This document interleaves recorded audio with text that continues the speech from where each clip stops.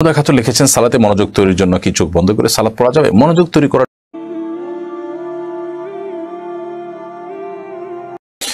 মোহাম্মদুল ইসলাম আপনি লিখেছেন স্ত্রী মারা গেলে স্বামীর শোক পালনের কোনো বিধান আছে কিনা, থাকলে কতদিন বা কিভাবে? সাধারণ যত শোক পালন আছে সেগুলো 3 দিনের বেশি শোক পালন করা জায়েজ নেই।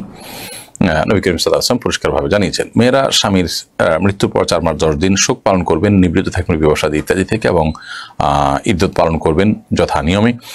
এর বাইরে স্বামী তার স্ত্রীর বিয়োগে, স্ত্রীর মৃত্যুতে তিনিও শোক পালন করবেন, কিন্তু সেটি 3 দিনের বেশি হবে না। অর্থাৎ শোক পালন বলতে বিয়ে শাদী থেকে বিরত থাকা, শোক প্রকাশ করা, এটা 3 দিন হবে, 3 দিনের বেশি হবে না।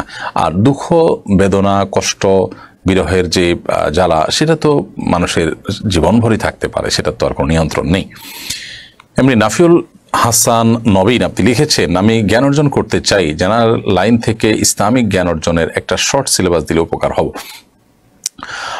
ভাই নাফিউল, আপনার দিনী জ্ঞান অর্জনের জন্য আমরা আপনাকে পরামর্শ করব কিছু বই পুস্তকের প্যাকেজ নেওয়া। এর ভিতরে কোরআন কারীমের একটি অনুবাদ আপনার কাছে থাকতে পারে, যে অনুবাদ এর আলোকে গোটা কোরআন আপনি বোঝার চেষ্টা করবেন, জানার চেষ্টা করবেন, কোনো আলেমের তত্ত্বাবধানে থেকে।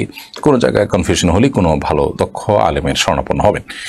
এর পাশাপাশি হাদিসের একটি সংকলন আপনার কাছে থাকতে পারে, রিয়াদুস সালিহিন থাকতে পারে, এটা উৎসাহব্যঞ্জক। আর আমল, আমাদের দৈনন্দিন জীবনের আমলগুলোকে জানার জন্য যদি হয় তাহলে ফিকহুস সুনানি ওয়াল আসার আমিরুল হাসান রাহিমাহুল্লাহ আব্দুল্লাহ জাহির অনুবাদ করেছেন, সেটি হতে পারে।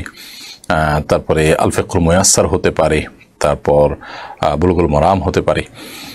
এরকম বিভিন্ন বই আছে, সেগুলো থাকতে পারে। সিরাতের জন্য রাহিকুল মাখতুম বা অন্য আরও ভালো ভালো বই আছে, সিরাতে মুস্তাফা রয়েছে 3 খণ্ডে, ইদ্রিস কান্দলবী রহমতুল্লাহ আলাইহি, সেটি থাকতে পারে।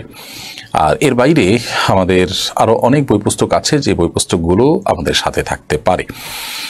যেমন আমাদের প্রত্যেকটা মানুষেরই কম বেশি সাহাবায়ে কেরামের সিরাত, জীবন ইতিহাস, খুলাফায়ে রাশিদের জীবন ইতিহাস, এগুলো জানা থাকা দরকার। ডক্টর আব্দুল্লাহ জাহির রাহিমাহুল্লাহ রাহে বেলায়েত, এই বইটি আপনার দ্বীনের মৌলিক বিষয় সম্পর্কে ধারণা পেতে আপনাকে সহযোগিতা করবে ইনশাআল্লাহ।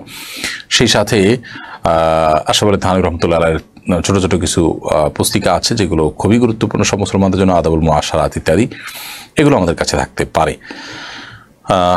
আমরা আসুনা ফাউন্ডেশন থেকে যে কোরআন বর্ষের ঘোষণা দিয়েছি, সেখানে একটি পুরস্কার থাকছে পারিবারিক লাইব্রেরি। এই পারিবারিক লাইব্রেরিতে কমপ্লিট একটা ফ্যামিলিতে যতগুলো দ্বীনি বই থাকার প্রয়োজন আছে, সবগুলো আমরা এখানে দেওয়ার চেষ্টা করবো ইনশাআল্লাহ তাআলা।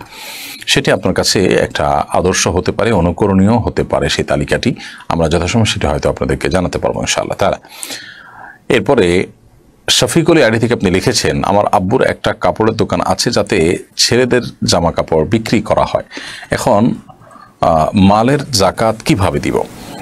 আপনার বাবার যে দোকান আছে সেখানে জামা কাপড় বিক্রি হয়, ছেলেদের জামা কাপড় বিক্রি হয়, সেখানে আপনি সম্পদের যে জাকাত দিবেন, যখন জাকাত কাউন্ট করবেন তখন যে মালগুলো আছে দোকানে স্টকে, গোডাউনের দোকানে, সে মালগুলো হিসেব করে বের করে সেগুলোর বিক্রয় মূল্য, এই মুহূর্তে এগুলো বিক্রি করতে গেলে কত টাকা পাওয়া যাবে, এটার মূল্য কত আছে, সেটা বের করে তারপর 2.5% হারে জাকাত দিতে হবে।